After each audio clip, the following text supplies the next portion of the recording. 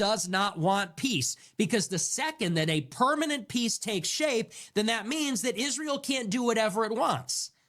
They can't take territory in Syria and make claims that they're defending the Druze. They can't do airstrikes in Beirut and claim that they're killing Hezbollah. They can't, at a moment's notice, deploy bulldozers in Gaza City and start destroying buildings again. And on and on and on with all these other countries. P-Record back with another video. I got some more Nick Fuentes clips for you guys today. All I ask is if you guys like, subscribe, comment down below your thoughts on the video. And I appreciate it. Appreciate the love. I'm just trying to push Nick out there. America first as always. I'm just trying to give you guys the real news, the right side. There's a lot of false narratives out there. But I mean, in my opinion, I think Nick's doing his thing. First clip I got for you guys today is Israel does not want peace, which is true. I mean, we obviously know they don't want peace, because they continue to do whatever they want, and they continue to be shady, as it already is, and they just continue to do shade, like I said, scandalous stuff. I mean, you go down the rabbit hole and you look down what Israel's about, and what they promote and what they do. They hide behind, no, we you can't talk like this to the Jews. You can't say this or that to the Jews, but reality, it's all a big cover up, for what's really going on behind the scenes and what their real agenda is that they're trying to push, So yeah, I'm gonna let you guys get into it. Like I said, Nick's live Monday through Friday on Rumble. I'll link it down below in the comments. All I ask again is if you guys like, subscribe, comment down below your thoughts on the video, and yeah, I appreciate the love and I'll let you guys enjoy it. Israel does not want peace, because the second that a permanent peace takes shape, then that means that Israel can't do whatever it wants. They can't take territory in Syria and make claims that they're defending the Druze. They can't do airstrikes in Beirut and claim that they're killing Hezbollah. They can't, at a moment's notice, deploy bulldozers in Gaza City and start destroying buildings again. And on and on and on with all these other countries. So Israel, it's actually their foreign policy that they want to be in a permanent state of war. And so much has been said about truces and ceasefires and peace agreements. These are words that matter in the UN. These are not words that matter on the ground. These are not words that matter to Israel. These are semantic games that are being played. A truce, a ceasefire, a peace, root causes. These are semantic games. The reality is that Israel is in a ceaseless state of low-level conflict with all of them, recognizes no borders, recognizes no sovereign airspace or sovereignty of a particular government, because their long-term objective is to keep all of these countries unstable, divided, off balance, because Israel's long-term plan is to expand as much as possible. They have their sights set on annexing Gaza and the West Bank. They have their sights set on annexing parts of Jordan, parts of Lebanon, parts of Syria, parts of Egypt. They have their sights set on regime change in Yemen, in Iran, in Iraq, in all these countries. They want to keep them permanently divided, off balance, militarily weak, politically ineffectual, because they have plans to someday, one day, on a timeline, confront and destroy in detail, systematically, all of these countries. That's their military doctrine. So it is a complete fool's errand to say, well, hey, guys, we got them to agree to a ceasefire. They're pulling back to this line. They recognize no lines. You can draw lines around the map. They don't care. You can make them to agree to 50-point plans, 6 million-point plans. They don't abide by them. They make things up. They claim there's violations where there aren't any. They don't negotiate in good faith. They lie. Their real agenda, like I said, is to constantly wage conflict against all of them so that all of these countries are in a state of stagnation.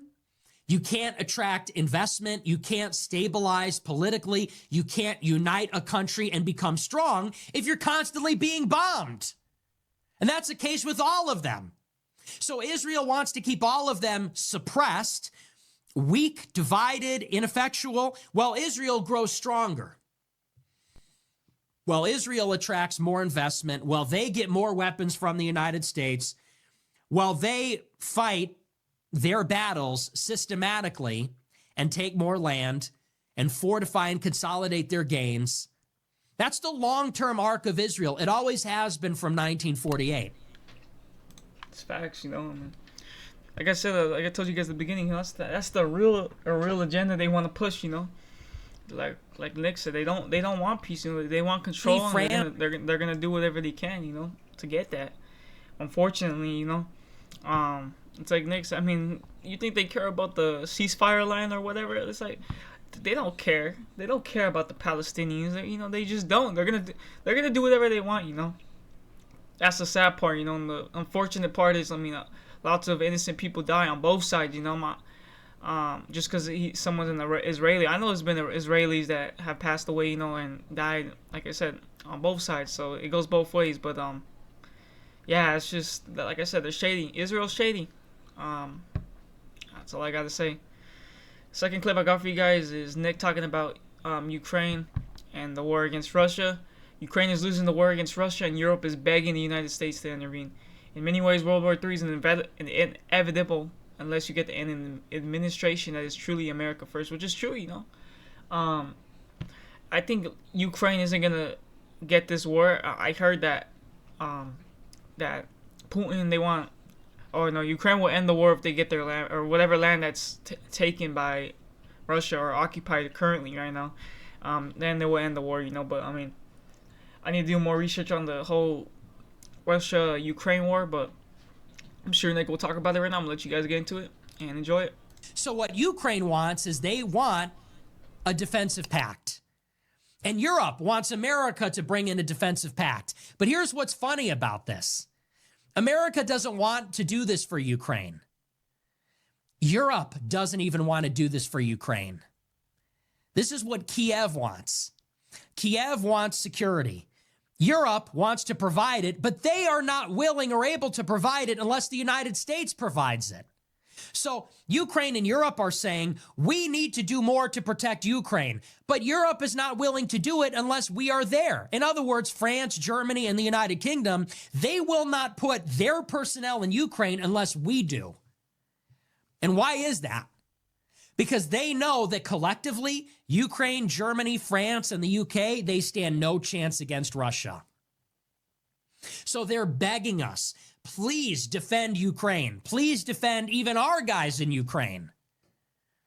And they're trying to boss us around, telling us what to do with our own military to serve their interests.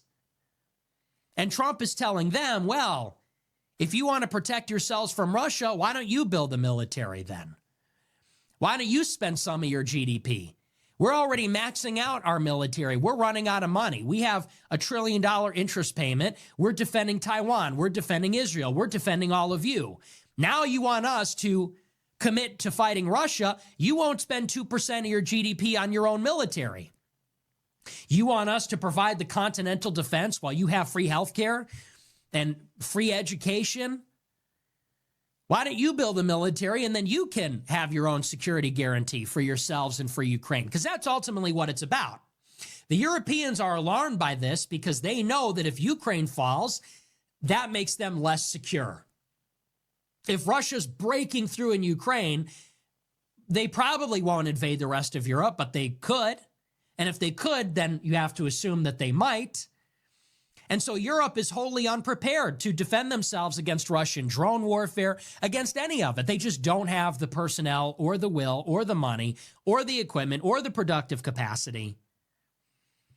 And that's why they need the United States. That's why they're begging the United States, please put boots on the ground in harm's way in Ukraine to uphold any kind of peace agreement. That, at the end of the day, that is the diplomacy.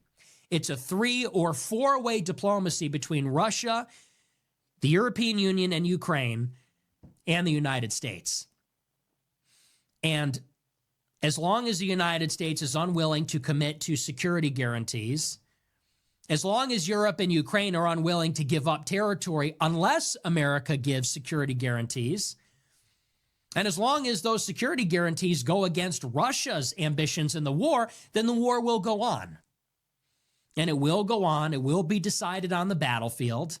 Russia will keep advancing. Gradually, the United States might escalate and make it more painful for Russia. Russia's wartime economy might be slowing down. The sanctions might damage them. If Ukraine is launching missiles inside Russia, that might create problems also. But Russia, they can mobilize more too. They can resume their energy and electrical warfare against Ukraine. They can bombard Ukraine harder. There's more that they can do too.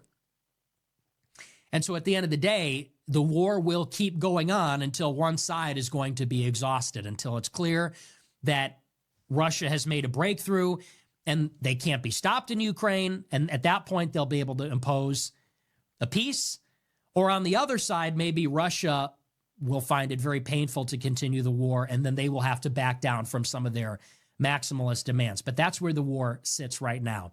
Either way, when you look at it across the board, it's clear that Trump does not have the magic wand that he said that he did. And there's something interesting about that. Trump was elected on the premise that all these wars were the result of Biden and the Democrats and these neocon warmongers, and yet he finds himself in all of them. Regime change in Venezuela. We're doing more sanctions on Russia than Biden. We're doing missile strikes on Russia that were authorized under Biden. The peace in Gaza is falling apart. We already bombed Iran.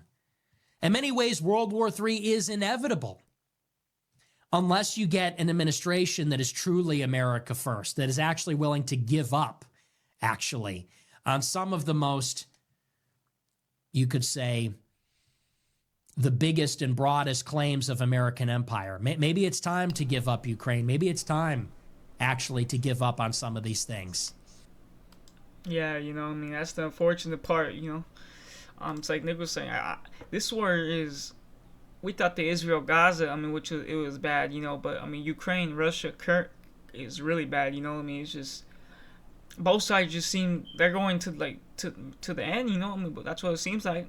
And then Trump, he did, on his campaign show, he did say, we're going to, all these wars are under the Biden administration, which they were, but he was saying that he was going to end them all, and so far he got Israel done, but he hasn't got Ukraine and Russia, and that's still a problem. Like he said, he always talks about, thousands of soldiers, young soldiers getting killed every day, and it's only going to get worse, yeah, but so far no progress on their end, even though they had him and Putin had the summit. And to me, it was like that didn't do anything, because clearly Putin doesn't want to end the war. It's like the same thing with Netanyahu. They claim they want to end the war. Like, oh, I want to end the war. I don't want it no more. But then they're still fighting and killing people. It just doesn't make no sense. But I agree with Nick on that. The only way this war is probably gonna end is if whoever fights to the death. And whoever has the leverage at the end. Then they make the other ones surrender. Or that's my thoughts on it, and I think that's what's probably gonna happen. All right, next clip I got for you guys is Nick talking about America cannot restrain Israel due to the powerful Jewish lobby and nuclear correlation, and they are hostile to America. We saw that. I mean, we all know America is influenced by Israel. And their interests. It's not in our best of luck. It's not good for America. Whatever Israel thinks is good, it's not good. It's not going to benefit anyone in no way. And yeah, overall, it's just bad for everyone, so I'm gonna let Nick do the talking and let you guys enjoy it. Israel's interests are completely hostile to America's. America thinks that if Israel could just behave itself, if we could just get Netanyahu to stop, then Israel's going to make agreements with Saudi Arabia and Qatar and the Emirates, and they're going to become a normal country like Germany. And they're not going to invade anybody, not going to fight anybody. They're just going to kind of keep the peace. And that's going to let us offload the security responsibilities to them and this broader alliance, and then we could go fight China. That's like the idea that we could still work with Israel. Israel's our ally. They're holding down the fort with the other countries. And if we could just constrain them with deals and investment and things like that, then they'll play nice and they're going to enhance stability in the region. But that is completely blind to the reality of Zionism, which is an expansionist ideology. They're like the communists. The Soviets were not content to build their socialist paradise in one country. and leave everybody alone and say, hey, we're doing our thing, you do your thing, it's fine. No, they wanted to expand. They wanted to export their ideology. They had global ambitions. They wanted to confront all their adversaries. The same is true of Zionism. They have these long-term ambitions. They will never be a normal country. They will never normalize relations with anybody. They will always be expanding. So their interests are completely hostile to ours. And that is why it is America first, not to say, let's get Israel to sign up to a truce. Okay, they signed on the dotted line. We're good. Now we could do something else. They must be fundamentally confronted by the United States. And they must be effectively impaired. They must be made unable to do these things. And at the end of the day, the reason why that is extremely difficult, it's two things. Why can the United States never impair Israel, never really control them, never really restrain them in a systemic way? There's two reasons. Israel's control over our political system. If any American government tried to impose restrictions, tried to circumscribe Israel's freedom of action in the Middle East, there would be hell to pay from the Zionist lobby in America. We have elections every 4 years. The money's open. The media's open. The political system is open. So if you're Obama and you impose an Iranian nuclear deal on Israel, which is how they see it, they're going to be coming after Obama from Fox News, and they're going to be coming at Obama because of Citizens United. Sheldon Adelson will pour $100 million to the coffers of the Republicans. The Republican Jewish coalition, the Jewish lobby on the Democrat side, will come out in America against those types of policies. It's extraordinarily difficult to make that play with the powerful Jewish lobby domestically in America. That's one. Two is that Israel has a nuclear arsenal. So if the United States tells Israel, if you don't do what we say, we're cutting you off, Israel will literally take out the nuclear bombs for everybody to see. They will, and when I say that, I mean it in the most literal way possible. They will open up their nuclear facilities and they will display for all the satellites, all the eyes of the world to see their nuclear capable missiles. And the implication will be, if you don't do it our way, we'll just nuke them. If you don't do it our way, we'll nuke our adversaries, and we may nuke you too. Maybe we'll nuke Europe. Maybe we'll nuke America. This is the problem. No, there's a problem, it's just not good, Like it's like Nick was saying, Israel at the end of the day it's not good for America. I don't care what anyone says. They're not good for us, They're not for our best interests. They're not for us, They care about themselves, and until they get what they want, they're gonna continue to do this. And if people don't start waking up and realizing this stuff, I don't know. Yeah, I never. Like I said, you gotta go down the rabbit hole, do your research. I encourage everyone to do their research on Israel. That's why I did it. And when you find out what's really going on, because when all this war stuff was going on, I didn't pick a side, but I kind of knew, well, maybe Israel's cool, because I was a big Charlie Kirk fan, he promoted Israel, and I was like, okay, maybe Israel, they're cool, but then you go down the rabbit hole and it's just like, nah, dude, these people ain't it, they're scandalous. They're the ones that control everything, and they rather see us dead than living, it's just facts. I'm not trying to get negative or anything, but yeah, it's the truth. Alright, last clip I got for you guys today is Nick talking about, you should already know on the top, you see it, Tucker Carlson. He says, if you're going to rail against the deep state, it's kind of relevant that you are from the deep state, which is true, he has connections to, I think, the CIA. I think his father worked for the CIA. So he does have, he claims they didn't, but he's been involved with that, What does this guy say? Till Tucker apologized to Nick or debate Tim Tucker's note.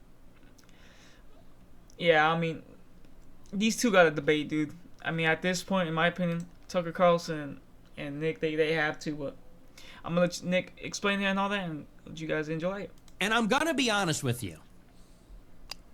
One of my issues with Tucker, Although I think both of us are generally pushing in a similar direction. We're both very opposed to war with Iran. I think we're both critical of the Trump administration. We probably agree on maybe 90% of things.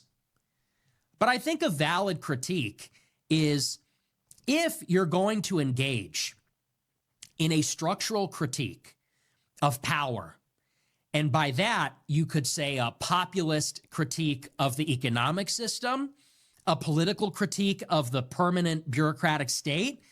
If you're going to engage in that kind of structural critique of power, it just has to be acknowledged that you're from that world.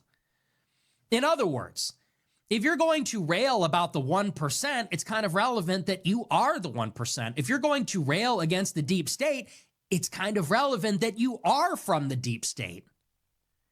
And I don't know why he's so allergic to acknowledging that. And there's sort of something actually disturbing about how it seems that there is this facade, which is flip-flops, dog, checkered shirt, navy blazer. And okay, I mean, maybe that's authentic.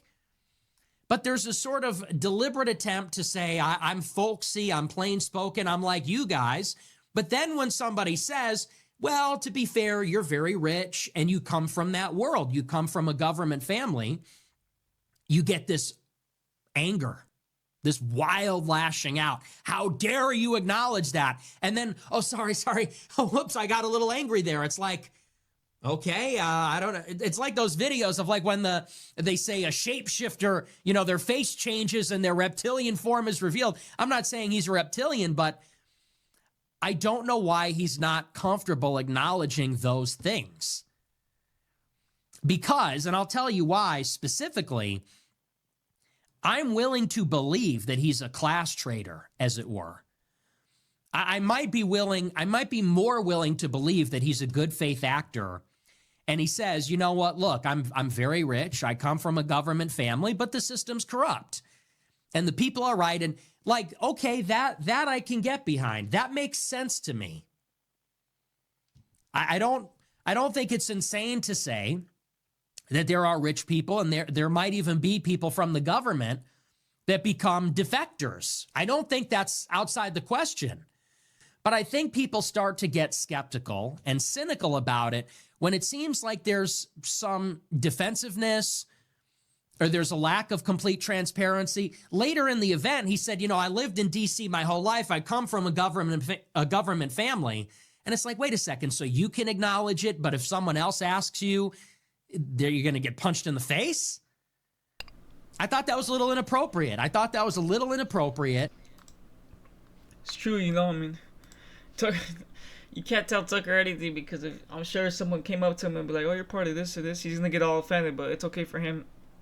Where whenever he feels like, oh, I'll drop it, oh yeah, my parents, my father worked for the CIA or whatever, you know. Yeah, I mean, I don't know. Until Tucker debates Nick, you know, I think they're gonna have their little beef. But it's like Nick said, I mean, they do agree on a lot of stuff, you know. But there's also stuff they don't agree on. But if you guys like this, enjoyed it, like, subscribe, comment down below your thoughts on the video. Nick's live again, like I said, Monday through Friday on Rumble. Link it down below for you guys. And yeah, everyone have a good one. It's Pure Record out.